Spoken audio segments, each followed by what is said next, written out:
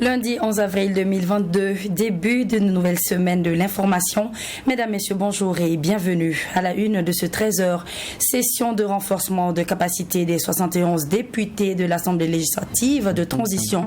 2 jours au cours desquels les députés de l'ALT verront leur capacité renforcée, notamment sur l'organisation et le bon fonctionnement du système législatif. Ce sera à suivre dans ce journal. Une nouvelle OSC a vu le jour ce 9 avril 2022 au Burkina Faso. Il s'agit de l'association Les Amazones de la Résistance, une association qui entend apporter sa touche à la restauration de la paix au pays des hommes intègres. Retour sur le 4e congrès du district 403 A3 du Lions Club International qui s'est tenu également ce samedi 9 avril 2022 à Ouagadougou. Objectif bilan des activités du district et également élection du gouverneur ainsi que ses 2 vice-gouverneurs pour le mandat à venir. Voilà entre autres les titres qui vous seront développés dans ce journal de la mi-journée. Et puis, sans plus tarder, nous démarrons avec la formation des députés de l'ALT. Vous le savez déjà, comme à l'entame de chaque législature, il est organisé une formation au profit des nouveaux députés afin de leur permettre de se familiariser avec l'organisation et le fonctionnement de l'institution. Et ce lundi 11 avril 2022, c'était au tour des nouveaux députés de l'Assemblée législative de transition de se prêter au même exercice et cela pour une durée de 2 jours. C'est un compte rendu de Sanata Serré. 48 heures durant, les députés de l'Assemblée législative de transition verront leur capacité renforcée sur l'organisation et le fonctionnement de l'appareil législatif. Il s'agira au cours de cette première journée de formation de présenter notamment aux participants les structures et organes du Parlement et leurs attributions, ainsi que l'organisation et le fonctionnement des interparlementaires. Ça sera également l'occasion pour ces nouveaux députés de distinguer les organes politiques de ceux administratifs. Cette formation vise à imprimer les députés nouvellement installés pour qu'ils prennent conscience de ce qui se passe à l'Assemblée, pour qu'ils puissent s'outiller afin de pouvoir voter les lois, et comment on vote les lois, comment l'organisation de l'Assemblée est faite. Et cette formation vise à mieux enseigner les nouveaux députés pour cela. Il y a des gens qui ne savaient pas qu'il y avait des agents au niveau de l'Assemblée, en dehors des députés. On va les enseigner, les montrer qu'en réalité, il y a des services qui sont là, les médias, les services législatifs, les ressources humaines. Le 2e jour de la formation sera consacré aux thématiques de la légistique proprement dite, c'est-à-dire le travail du député. Un module qui va aborder les règles et techniques d'élaboration d'un projet de loi. Le 2e jour, c'est pour qu'ils puissent connaître le travail parlementaire en tant que tel. On appelle ça la légistique. Et comment voter les lois, la procédure, comment, depuis le projet de loi jusqu'au vote au niveau de l'hémicycle. Expressement, comment ils peuvent connaître la procédure qui est suivie. Cette session de renforcement des capacités connaît la participation effective des 71 députés de l'Assemblée législative de transition, ALT. La formation se déroule du 11 au 12 avril 2022 et il est attendu des participants une bonne appropriation des différents thèmes abordés. Parlons à présent d'une nouvelle organisation de la société civile dénommée les Amazones de la Résistance. Il s'agit d'un mouvement féminin qui se réclame patriote dont l'objectif est de tracer les voies de la résistance dans ce contexte sécuritaire difficile et qui veut également lutter pour la souveraineté des peuples africains. Le lancement du mouvement est intervenu ce 9 avril à Ouagadougou en présence de nos reporters Salmatou Zango et Cheikh Omar Ouetraogo. C'est une conférence de presse qui marque officiellement la naissance du mouvement Les Amazones de la Résistance. Ce mouvement, majoritairement composé d'étudiantes, entend s'investir dans la lutte contre la corruption et la mauvaise gouvernance. Les Amazones de la Résistance se disent être une organisation non partisane et apolitique et sa création intervient dans un contexte de crise sécuritaire difficile que connaît le Burkina Faso. La naissance des Amazones de la Résistance intervient à un des moments les plus sombres de l'histoire de notre pays. On pourrait même dire, sans risque de se tromper, que c'est la crise multidimensionnelle que traverse notre pays, d'où sont nées les Amazones de la résistance. Amazones, parce que nous sommes les héritières de toutes les figures tutélaires féminines connues. Reconnues et anonymes dans les douleurs retenues et les privations, ont surmonté le poids de nombreux présenteurs sociaux qui pesaient sur elles pour tracer les voies de la résistance à nos ennemis d'hier et d'aujourd'hui. Ce mouvement féminin s'est fixé plusieurs objectifs tels que la restauration de la liberté pour l'atteinte d'une réelle souveraineté des peuples africains. Et il entend œuvrer aux côtés des hommes pour l'épanouissement véritable de la femme. Des Amazones de la résistance se veulent une organisation de femmes souverainistes, panafricanistes qui vise à mener le combat pour la restauration de la liberté, la dignité des peuples à tous les niveaux aux côtés des hommes. Aux côtés des hommes parce que nous, la femme, ni l'opposé de l'homme, ni son antithèse. Nous pensons d'ailleurs que les hommes, chez nous, sont tout aussi dans le pétrin que les femmes, et c'est ensemble que nous pourrons nous en sortir. Les Amazones de la Résistance prévoient dans les prochains jours une immersion dans les différents sites de personnes déplacées internes pour s'imprégner des conditions de vie des femmes. Le mouvement des associations pour le développement et la protection des orphelins et des enfants démunis a organisé ce dimanche 10 avril 2022 une journée de mobilisation citoyenne en faveur de la réconciliation nationale. À travers des prières et lectures du Coran, environ 200 participants ont prié pour la paix et la stabilité du Burkina et intercédé également pour une réconciliation des cœurs. Serge Kaboré pour le reportage.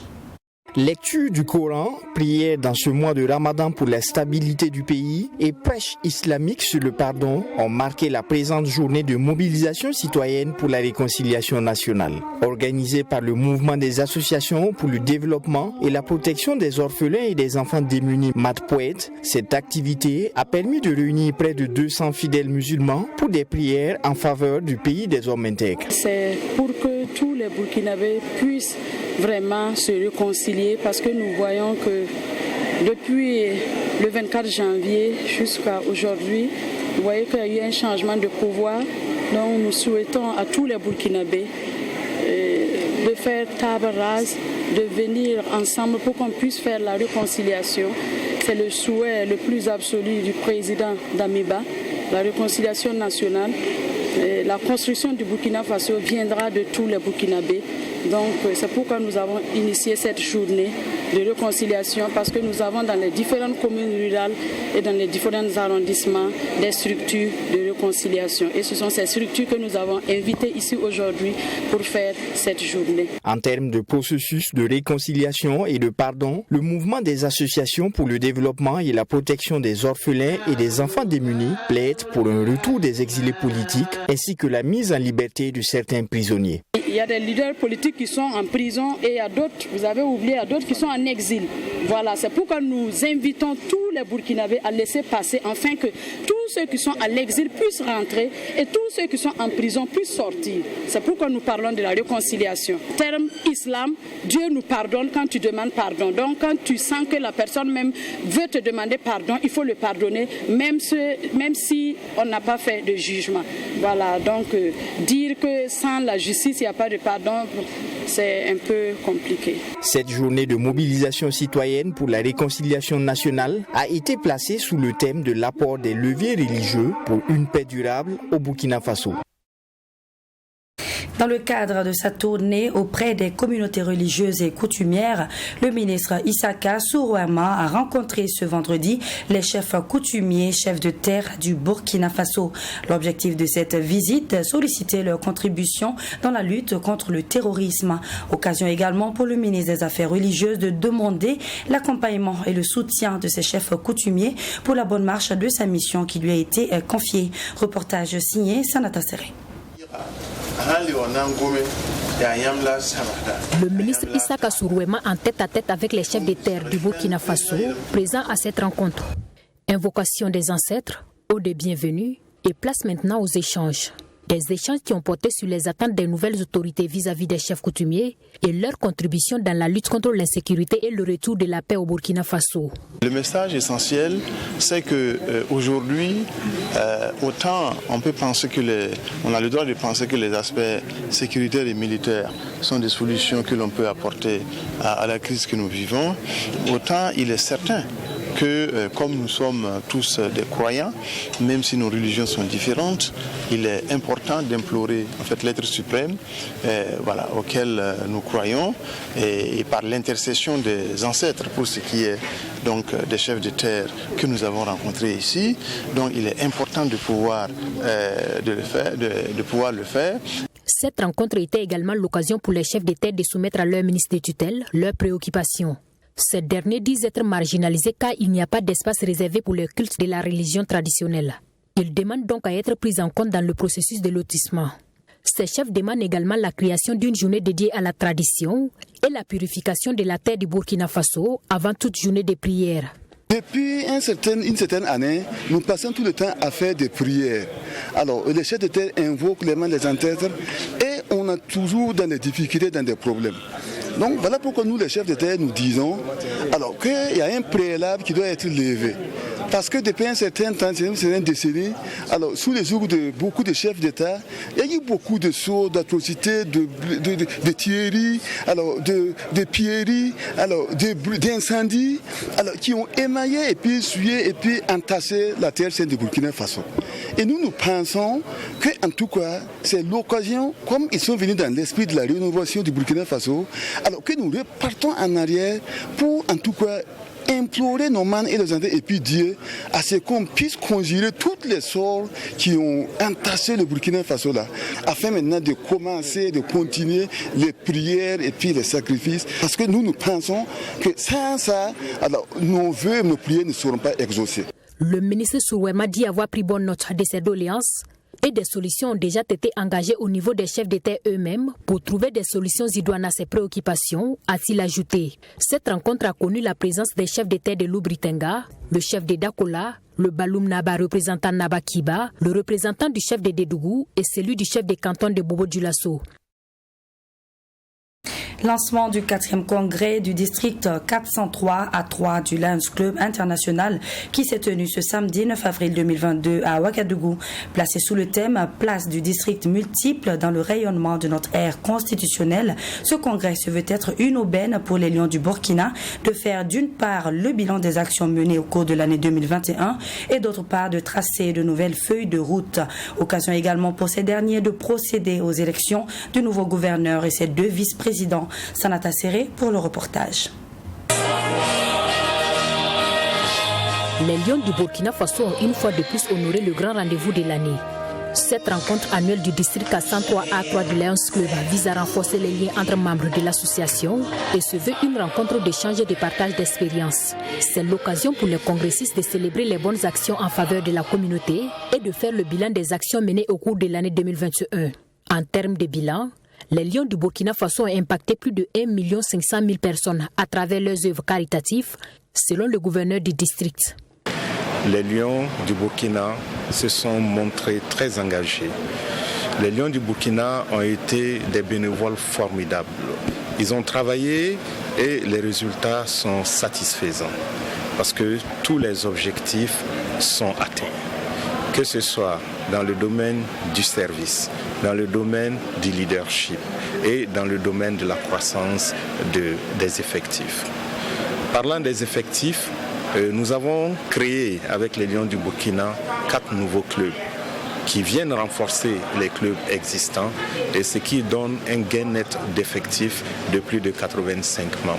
Voilà ce bilan que je dis satisfaisant, mais vous le savez, nous sommes burkinabés, nous sommes résilients, nous ne tombons jamais dans l'autosatisfaction. Place du district multiple dans le rayonnement de notre ère constitutionnelle, revisitons nos objectifs et les plans d'action pour les atteindre. C'est le thème qui a réuni les Lions et Léos du district 403A3 lors de ce 4e congrès. Un congrès consacré également à l'évaluation des enjeux et perspectives du district. Ce qui sera fait, c'est que nous devons poursuivre l'accroissement de nos effectifs. Plus nous sommes nombreux, plus nous aurons des voix dans les instances de décision. Nous devons poursuivre le renforcement de la compétence de nos leaders lions, de nos officiels lions, et pour qu'ils puissent se manifester comme il se doit et occuper les fonctions de responsabilité au sein de notre ère constitutionnelle. Le district K103A3 du Lions Club compte à ce jour 1651 membres répartis dans 60 clubs. Des clubs regroupés dans 6 régions et 12 zones. Il a attendu à l'issue de ce 4e congrès l'élection du nouveau gouverneur et ses 2 vice-présidents pour un mandat d'1 an. Initialement annoncée pour le vendredi 8 avril 2022, l'ouverture des boutiques témoins de la Sonagès se fait toujours attendre dans plusieurs quartiers de la ville de Ouagadougou. En tout cas, c'est ce qui ressort du constat de notre reporter Serge Kaboré qui a sillonné les boutiques témoins des quartiers de Zogona, de Pasfranga et de Somgandé. Voilà donc pour vous son compte rendu. On va ouvrir d'ici vendredi donc les boutiques témoins. Cette annonce de réouverture pour le vendredi 8 avril des boutiques témoins annoncée par le Premier ministre himself devant les députés de l'Assemblée législative de la transition ALT sera finalement un rendez-vous manqué. En effet, au lendemain de cette date, le constat au sein de quelques boutiques témoins de la capitale prouve à souhait que l'ouverture n'est pas effective. Porte cadenassée et poussiéreuse, intérieur vide, nous sommes ici à la boutique témoin de la Sonagès, sise au quartier Zogona. Pas l'ombre d'un seul agent de vente ou de client, encore moins de traces de livraison de céréales selon le voisinage qui s'est refusé tout commentaire devant la caméra. Autre lieu, même constat à la boutique témoin de la Sonagès, sise au quartier Paspanga. Ici également, la porte cadenassée en image en dit long. Pour plus de certitude, le cap est mis sur le quartier Somgandé. Ici également, il n'y a pas l'ombre d'un agent de vente dans cette boutique témoin et selon des renseignements, la dernière ouverture de cette boutique date de l'Ancien Régime. Face à la crise alimentaire occasionnée par le déficit céréalier de la campagne agricole 2021-2022, le Premier ministre, au cours de la présentation de la feuille de route de la transition, a annoncé que le gouvernement entend renforcer la mise en œuvre du plan de réponse et de soutien aux personnes vulnérables à l'insécurité alimentaire et nutritionnelle. Il s'agit précisément de procéder à l'approvisionnement des boutiques témoins et au contrôle des prix qui y s'appliquent, la distribution de vivres ou de cash aux ménages cibles affectés par la crise alimentaire et bien d'autres. Pour ce qui est du cas des boutiques témoins, le ministère en charge de l'agriculture, à travers la Société nationale de gestion du stock de sécurité alimentaire Sonagès, est interpellé pour l'ouverture et l'approvisionnement effectif de ces boutiques, comme annoncé par le chef du gouvernement Albert Ouedraogo. La ville de Ouagadougou enregistre de plus en plus de passerelles sur certaines voies afin de faciliter la mobilité des piétons à certains endroits clés qui regorgent du monde. Ignorance, paresse ou incivisme, les raisons de la non-utilisation de ces passerelles ou passages de piétons aériens sont diversifiées afin de mieux cerner ce sujet et d'apporter davantage de réponses à nos questions suivant ce reportage de Fatimata Nikema. Quartier Nyoko 2 de la ville de Ouagadougou, du haut de la passerelle qui relie un bout du quartier au marché, nous assistons à cette scène.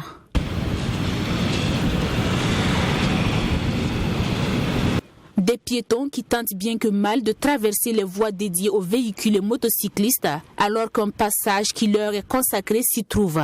Ignorance, paresse, incivisme ou manque de volonté, les raisons de la non-utilisation des passerelles ou passages de piétons aériens sont diversifiées.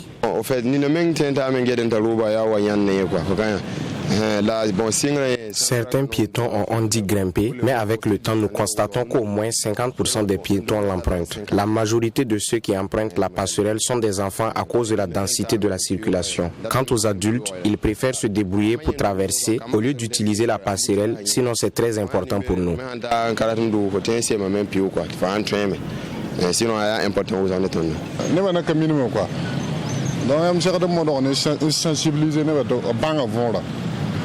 Les usagers ne sont pas habitués à ça. Il va falloir les sensibiliser davantage. Il faut penser aussi à nettoyer de temps en temps, car c'est sale.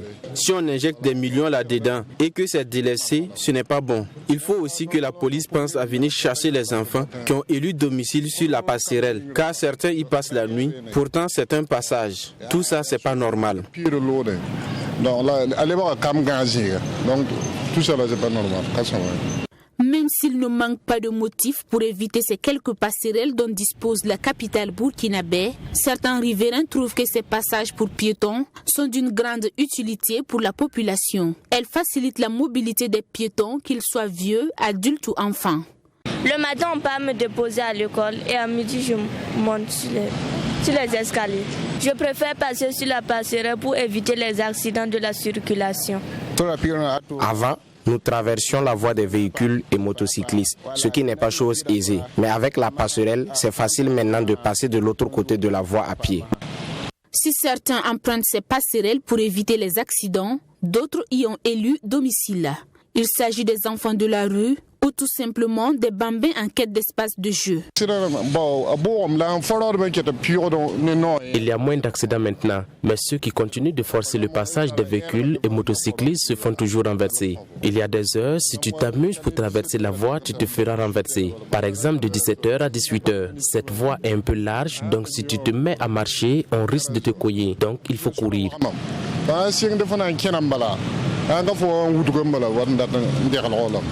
Les passerelles, ponts ou passages de piétons que nous trouvons à Ouagadougou ont pour but de faciliter le déplacement des piétons d'un trottoir à un autre. Au constat, de la route nationale numéro 3 à celle numéro 4, nous comptons 3 passerelles quasi inutilisées. Une sensibilisation s'impose donc pour une utilisation efficiente de ces infrastructures. Ce 9 avril a eu lieu le lancement de la 17e édition de la journée de partage et d'appui à la scolarisation initiée par l'association Dalobé qui œuvre depuis 2005 pour la scolarisation et l'épanouissement en milieu scolaire. Pour cette édition, c'est l'école primaire du village de Nakamtenga qui a accueilli les activités. L'association a offert des kits scolaires à des élèves et un repas communautaire afin de galvaniser les élèves et faciliter leur apprentissage. C'est un reportage signé Abdul Rahim Nyenye. Pour un épanouissement scolaire en temps d'insécurité, lutte contre la déscolarisation, c'est autour de ces thèmes que s'est tenue la 17e édition de la journée de partage et d'appui à la scolarisation de l'association Dalobé. Une journée au cours de laquelle des kits scolaires et un repas communautaire ont été offerts à près de 800 élèves de l'école primaire de Tanvi Nakamtenga dans la commune de Koubri. L'objectif étant d'encourager la scolarisation des enfants, surtout les filles, et soutenir les élèves à poursuivre les études dans de meilleures conditions. L'association Dalobé, c'est N'hésitez pas, et nous faisons la promotion de l'entraide entre Burkinabé. Et nous voulons en tout cas que nous cultivons cette entraide entre nous en présence de partage avec les élèves qui sont l'avenir du pays. Vous savez tous que notre pays traverse une situation très difficile actuellement et malgré ça nous poursuivons à pérenniser cette activité. Et nous pensons que bientôt ça ferait les 20 ans. Parce que nous avons déjà beaucoup posé des jalons et nous pensons qu'en tout cas, nous allons encore pérenniser ces activités dans les années à venir. Un geste de solidarité salué par les élèves et le corps enseignant de la dite école. Pour son directeur général, cette action de l'association Dalobé doit stimuler d'autres acteurs à soutenir les élèves qui sont dans les besoins afin de leur garantir une éducation de qualité. L'association Dalobé, son geste est la bienvenue dans notre école. Ce n'est pas notre école qui sera peut-être la dernière école, parce qu'elle œuvre beaucoup, cette association-là, pour le bien-être des élèves à travers le Burkina Faso. Donc aujourd'hui, c'est la chance pour les écoles de Tanvi Nakamtenga d'accueillir cette association-là en son sein. Nous les remercions beaucoup pour tout ce qu'ils font, la promotion de la cohésion sociale, le sens du partage envers les élèves et aussi la symbiose. Les élèves ont profité de l'occasion pour soumettre leurs doléances à l'association Dalobé qui fait de l'épanouissement scolaire son cheval de bataille. Il s'agit de la réhabilitation et de l'éclairage des salles de classe et la réalisation de forages au sein de l'école. Mesdames, Messieurs, sachez que le succès ne se mesure pas à la quantité d'argent que vous gagnez, mais plutôt à l'impact que vous avez sur la vie des autres. Voilà qui met fin à ce journal. Merci de nous avoir suivis. Je vous donne rendez-vous demain pour de nouvelles informations. Bon après-midi et d'ici là, portez-vous bien.